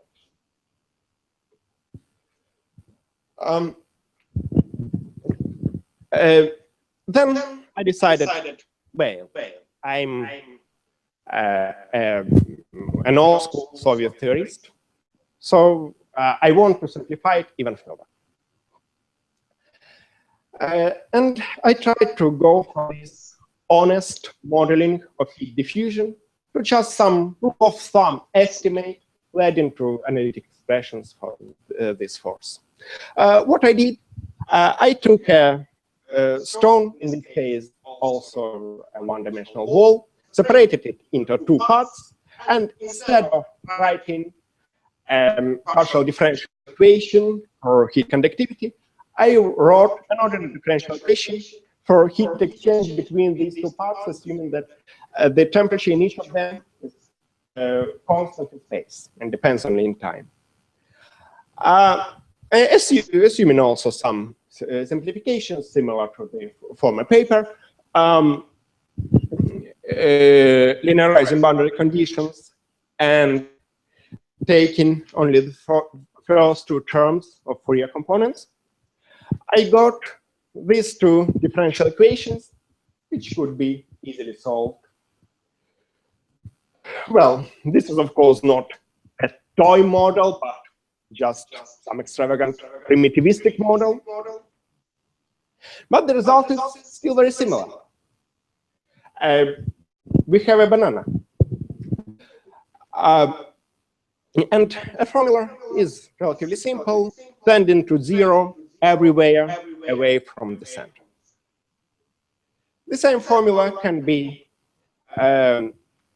derived, a similar formula can be derived for a cube or maybe a sphere. At this level of simplification, there is no big difference. That's why I compare honest numerics for spheres with analytics for such cubes, and they're relatively similar to each other. What am I doing it for? I just wanted to make sure that this is not an artifact, that this effect is real and can be explained in simple physical terms, and I wanted to have a simple estimate for it. So up to now, we probably have only 3 articles on the subject, 2 hours and parallels. So now I'd rather just state that N-YORP may affect asteroids' evolution, rather accelerating their rotation.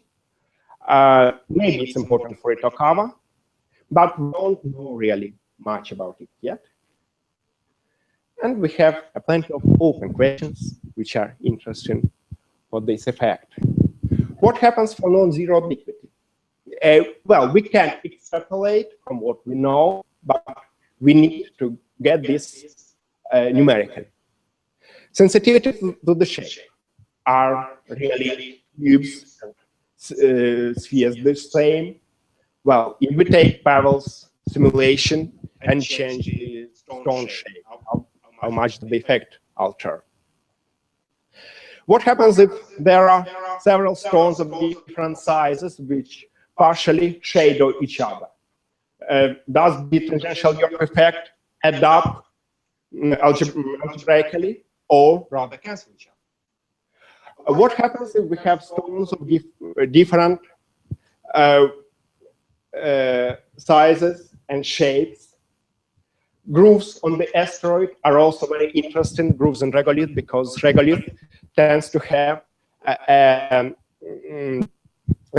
smaller thermal parameter, which can, in maximum, produce a bigger tangential YORP.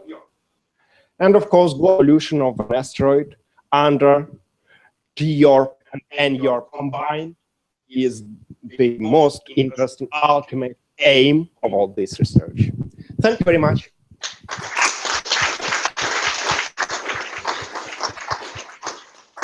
So thank you for your passionate talk. I really like this involvement. So I hope in passionate questions if somebody has comments. You don't, okay. Just try to compete with the same passion. I was wondering, what was the density of the ether that Yarkovsky calculated?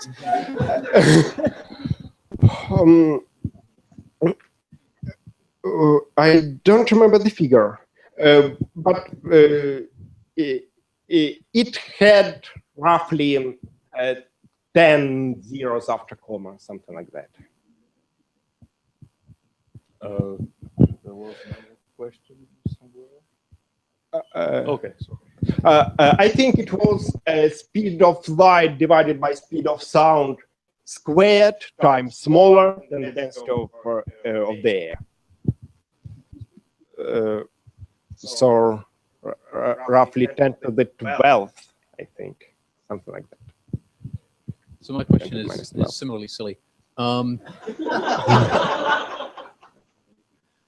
So the process that Yarkovsky was studying doesn't really seem at all similar to the actual process that we call the Yarkovsky effect.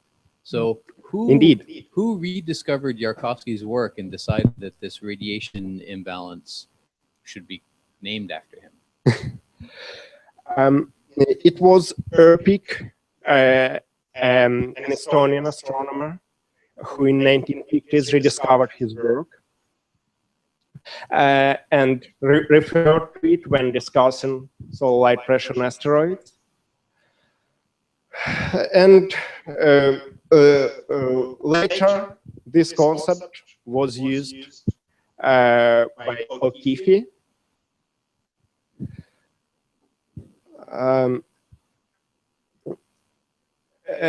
With the name of Yarkovsky effect, I'm not sure who gave it.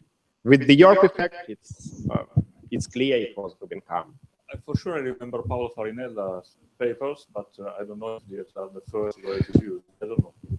In 1990s, Farinella and Guggenheim started discussing this effect in detail and called it Yarkovsky effect, but I don't know if they were the first. So we can thank again the old school Russian person. Ukrainian.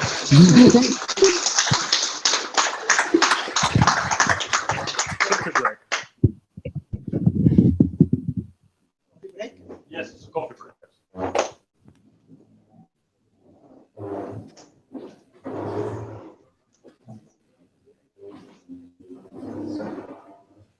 Please.